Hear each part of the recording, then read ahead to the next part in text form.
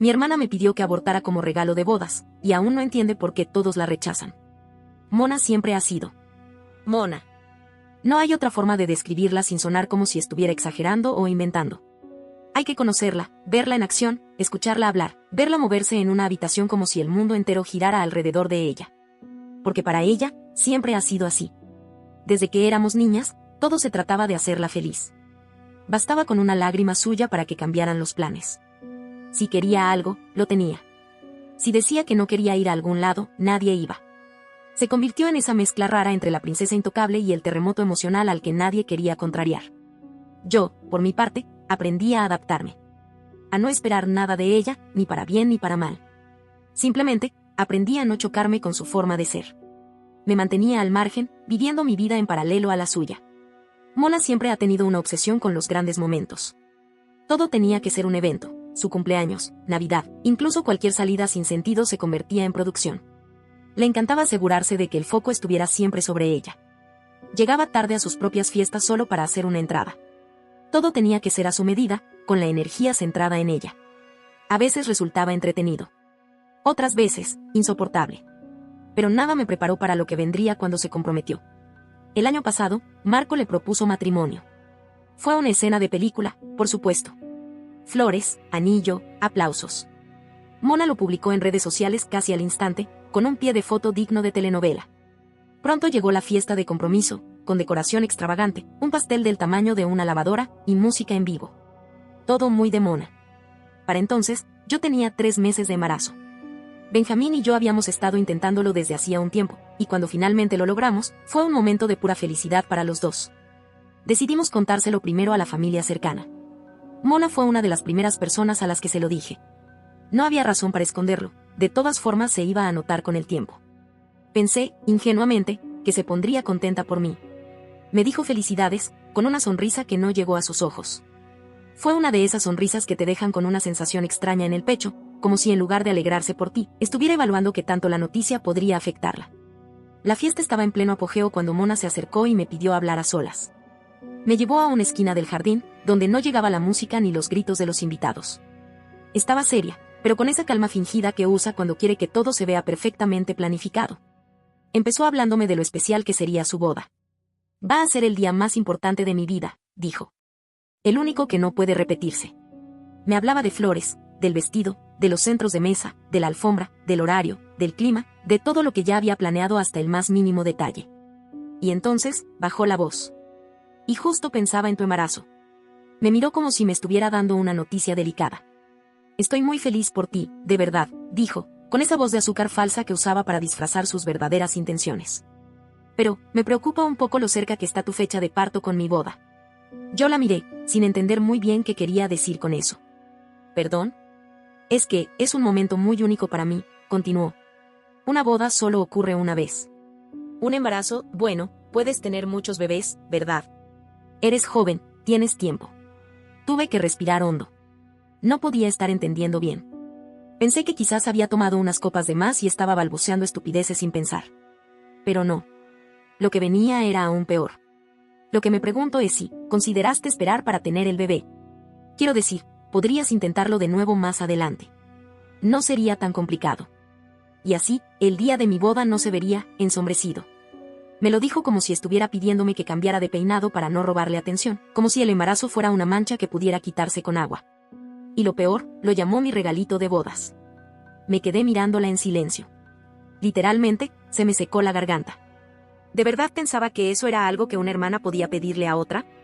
Le di una palmadita en la cabeza, sonreí como si me hubiera contado un mal chiste, y me alejé. No podía responderle en serio a semejante estupidez. Si me quedaba un segundo más en esa conversación, iba a decirle cosas de las que después me iba a arrepentir. Durante los días siguientes, la conversación empezó a repetirse en mi cabeza como un eco molesto. Al principio me decía a mí misma que no lo había dicho en serio, que seguro estaba borracha o desubicada. Pero mientras más lo pensaba, más me enfurecía. No lo dijo en broma. Estaba convencida. En su mente, mi embarazo era un inconveniente que debía resolverse para que su día fuera perfecto. Benjamín fue el primero en notar que algo andaba mal conmigo. Me conoce. Sabe leerme incluso cuando no digo nada. Una noche, mientras lavábamos los platos, me preguntó qué me pasaba. Se lo conté todo, palabra por palabra. Vi cómo se le tensaron los hombros. No podía creerlo. Me preguntó si estaba segura de lo que había dicho. Le respondí que no se me iba a olvidar jamás esa conversación. Desde ese día, evitaba a Mona tanto como podía. Ella no volvió a tocar el tema directamente, pero lanzaba indirectas disfrazadas de bromas: a ver si llegas a la boda sin romper fuente, jaja, oh, espero que no estés demasiado gorda para el vestido. Cada comentario era como un arañazo disfrazado de chiste. Y eso era lo que más dolía, no le importaba. Ni yo, ni el bebé, ni Benjamín. Solo ella, su boda, su vestido, su fiesta. Pensaba que yo tenía que hacer el esfuerzo por ella, como si fuera una deuda por ser su hermana. El día en que todo salió a la luz no fue planificado. Alguien lo comentó en voz alta, no sé si fui yo, o si Benjamín lo dijo a algún familiar en un descuido, pero como pasa con todo lo que Mona quiere mantener en secreto, terminó sabiendo medio mundo.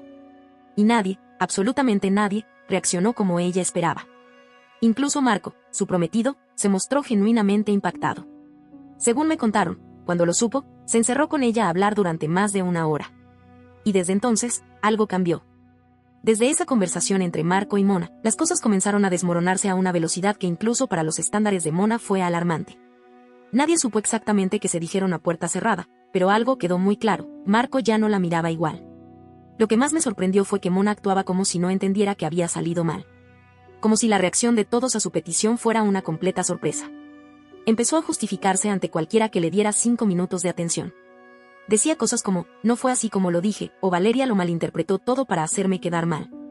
La versión que empezó a circular de su parte era que ella simplemente me había sugerido usar un vestido más discreto para que el embarazo no se notara tanto en las fotos.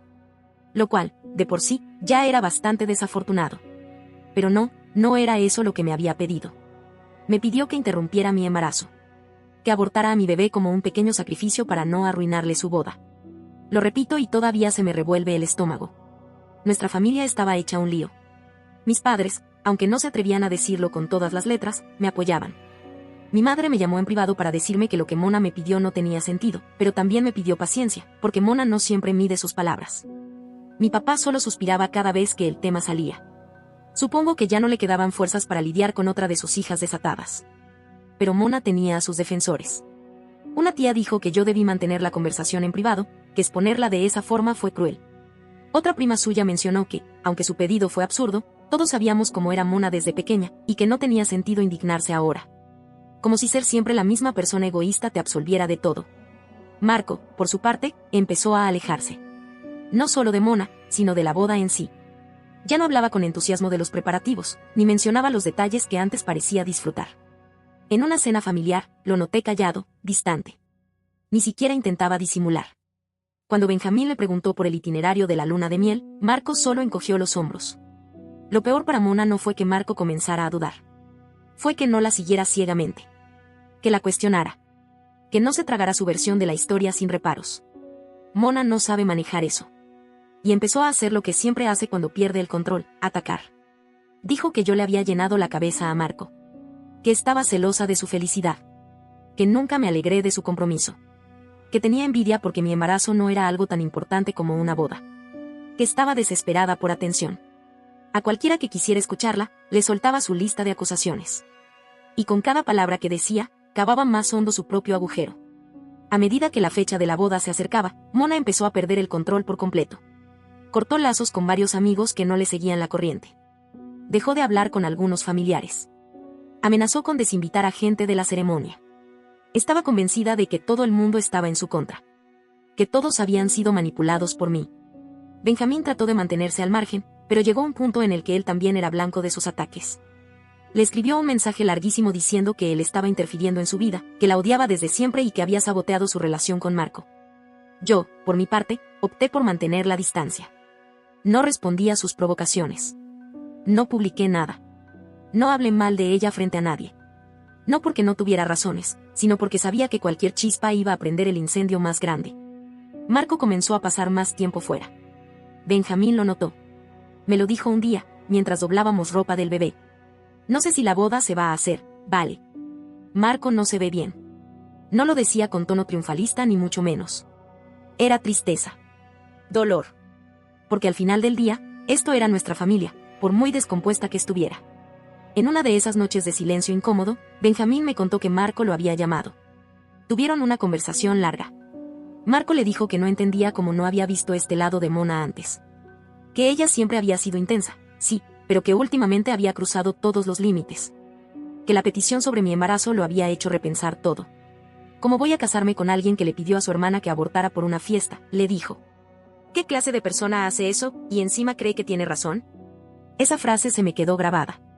Porque esa era la raíz de todo. No solo que Mona hubiera hecho algo tan cruel, sino que no reconociera que estaba mal. Que no sintiera culpa, ni vergüenza, ni remordimiento. Solo enojo por no haber conseguido lo que quería. Pasaron las semanas. La boda no fue cancelada oficialmente, pero se suspendieron varios eventos previos. Mona seguía fingiendo que todo iba en orden. Seguía publicando fotos antiguas de ella y Marco como si nada pasara. Pero todos sabíamos que las cosas estaban quebradas por dentro. Yo me dediqué a mi embarazo. Mi bebé seguía creciendo, sano y fuerte. Lo sentía moverse cada vez con más energía. Ese milagro dentro de mí contrastaba tanto con la podredumbre emocional que me rodeaba, que empecé a centrarme solo en eso. En mi familia. En mi bebé. En Benjamín. En mí. Mientras tanto, los rumores seguían. Algunos decían que Marco se había ido unos días de casa. Otros, que Mona lloraba todas las noches. Algunos incluso aseguraban que Mona había dicho que si Marco no se casaba con ella, se arruinaría su vida para siempre. Nadie sabía qué tan cierto era todo eso. Pero con Mona, todo era posible. Lo que sí era cierto era que ella seguía sin disculparse. No una sola palabra. Ni siquiera un intento. Para ella, yo seguía siendo la mala. Y todos los que no estaban de su lado, eran traidores. Eso era lo más triste. No que hubiera hecho lo que hizo, sino que estuviera convencida de que no tenía nada de qué arrepentirse. Contra todo pronóstico, la boda se llevó a cabo. Sí, incluso después de todo el caos, del distanciamiento evidente, de las discusiones soterradas, Marco y Mona terminaron casándose. Yo no estuve allí, por supuesto. Ni tenía intención de ir. Para ese momento, estaba ya en el último tramo del embarazo, y honestamente, ni por cortesía habría cruzado esa puerta. Pero no hizo falta estar presente para enterarse de todo lo que pasó. Los detalles me llegaron en cascada, uno más incómodo que el anterior. La boda no fue lo que Mona había soñado. Fue tensa, deslucida, extraña. Como si cada persona allí estuviera fingiendo que todo estaba bien, cuando en realidad todos sabían que no lo estaba. Mis padres asistieron, pero me dijeron que se mantuvieron al margen. No queríamos más drama, dijo mi mamá. Fue suficiente con que lograran llegar al altar sin pelearse. Mona intentó actuar como si nada. Sonriente en las fotos, vestida impecablemente, haciendo todo lo posible por dar la imagen de la novia perfecta. Pero Marco tenía el rostro de alguien que se había rendido. Benjamín me lo describió mejor que nadie. Parecía un tipo que sabía que estaba firmando su propia sentencia. Durante la recepción, Marco se quedó sentado la mayor parte del tiempo, sin ganas de brindar, sin ganas de bailar. Estaba allí, pero no estaba. Y todos lo notaron. Lo que vino después fue aún peor. La luna de miel fue un enigma para todos. Mona subió un par de fotos, sonriendo sola. Marco no apareció en ninguna. Nadie supo si realmente viajaron juntos o si simplemente fingieron una salida. Pero al volver, todo se vino abajo. Marco se distanció aún más. Volvía tarde a casa. No hablaba de planes a futuro. Apenas si hablaba en absoluto. Empezó a pasar más tiempo con sus amigos. Y, sorprendentemente, también con Benjamín. Una noche, Benjamín regresó del trabajo y me dijo que Marco lo había llamado. Me senté en la cama, lista para cualquier cosa. Está muy mal, vale. No sabe qué hacer. Dice que la boda fue una gran equivocación, que pensó que las cosas mejorarían una vez que se casaran, pero solo se hicieron más claras. Le pregunté si le había mencionado el tema del embarazo. Benjamín asintió con un gesto cansado. Lo tiene atravesado. No lo puede soltar. Dice que no puede dejar de pensar en que Mona le pidió a su propia hermana que abortara. Que eso no es algo que se pueda olvidar. Me quedé en silencio. Por dentro, una parte de mí se sentía validada, como si finalmente alguien más hubiera visto a Mona sin el filtro de pobrecita la menor, o es que siempre fue así. Marco estaba despertando. Tarde, pero lo estaba haciendo. Lo que siguió fue una cadena de silencios. Marco se fue a quedar varias noches fuera de casa. Mona, según supe por mi madre, estaba desesperada. Llamaba a todos buscando que alguien hiciera entrar en razón a su esposo. Nadie lo logró. Y entonces, pasó lo más inesperado. Una noche, después de meses sin hablarnos directamente, Mona me llamó. Reconozco que dudé en contestar. Mi dedo temblaba sobre la pantalla, pero terminé deslizándolo. Hola, dije con voz seca.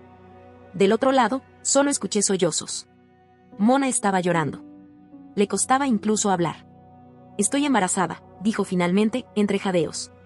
Al principio, no supe qué pensar. ¿Estaba siendo sincera? ¿Era otra manipulación? ¿Una de sus jugadas para retener a Marco? Mona siguió hablando. Me dijo que lo había descubierto hacía poco. Que pensaba que, tal vez, eso los uniría. Que Marco regresaría con ella, ahora que había un bebé en camino. Yo solo escuchaba. No sabía qué decirle. Parte de mí sentía una punzada de lástima. Otra parte, una indignación contenida. Me preguntó si podíamos dejar todo atrás. Si nuestros hijos podían crecer juntos. Sería bonito, ¿no? Que se críen como primos cercanos, como hermanitos. Yo no respondí de inmediato. Me tomé unos segundos antes de decirle, Mona, creo que deberías hablar con Marco. No conmigo. Y eso fue todo. No le dije que me alegraba. Ni que lo sentía. Ni que quería acercarme. Porque no era verdad. Colgué sintiéndome agotada. No enojada. No triste. Solo vacía. Como si ese momento hubiera sido el reflejo perfecto de nuestra relación. Ella intentando manipularme con una emoción, y yo no cayendo. Un par de semanas después, Mona le contó la noticia a Marco. Y la respuesta no fue la que esperaba. Él le dijo que, si era cierto, iba a asumir su responsabilidad como padre. Pero que eso no significaba que quería seguir con ella. No puedo borrar lo que pasó, le dijo. No puedo vivir con alguien que actúa como si todo girara a su alrededor, incluso la vida de un bebé. Mis padres fueron los encargados de contarme el resultado de esa conversación. Mona, por supuesto, me volvió a culpar. Dijo que todo esto era mi culpa. Que si yo no hubiera hablado, si no hubiera expuesto lo que me pidió, todo habría sido diferente. Pero yo sabía que eso era mentira. Marco estaba viendo lo que muchos no quisieron ver durante años. Que Mona no era una víctima, ni una princesa. Era una mujer profundamente inmadura, acostumbrada a que el mundo se adaptara a sus caprichos. Pensé que eso sería el final del asunto. Pero, como siempre con Mona, aún faltaban capítulos por escribirse. 3 semanas después de aquella llamada, y de todo el ruido que causó, llegó la nueva bomba. No había ningún embarazo. Nada. Todo había sido una mentira. Lo supe por Benjamín. Marco lo llamó para contarle. Le dijo que Mona había fingido el embarazo para ver si eso bastaba para recuperar su matrimonio.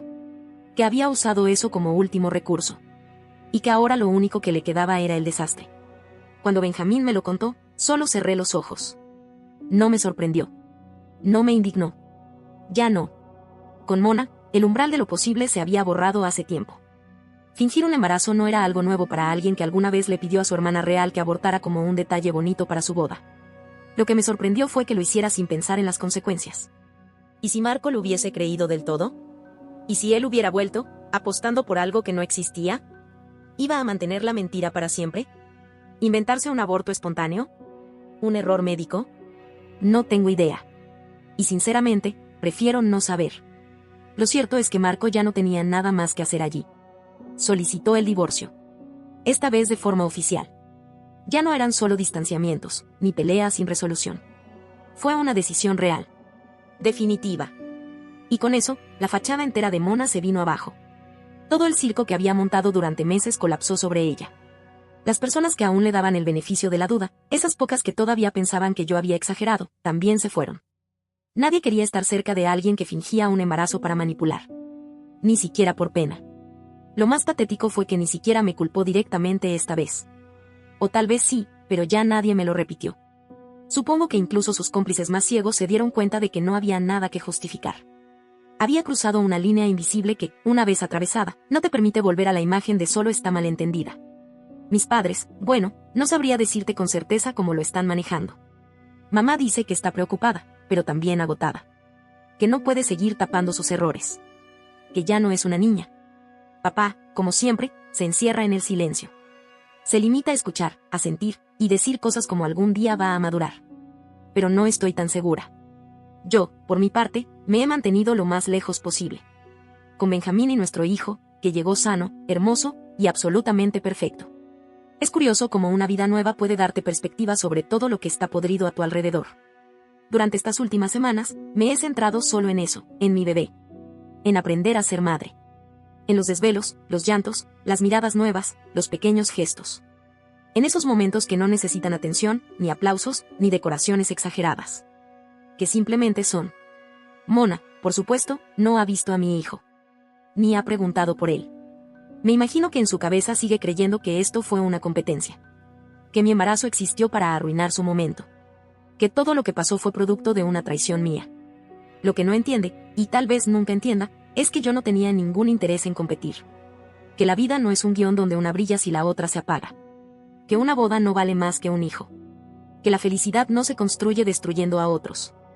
Y más allá de eso, que uno no puede pedirle al mundo que gire a su favor constantemente y esperar que no haya consecuencias. ¿Cambiará algún día? No lo sé. A veces pienso que tiene que tocar fondo para entender. Pero luego recuerdo que incluso el fondo puede tener sótanos. Quizás un día se dé cuenta de todo. Quizás no. Yo no voy a esperar sentada. Benjamín y yo estamos construyendo algo real. Con errores, con días difíciles, con aprendizajes lentos. Pero con verdad. Con amor. Con intención.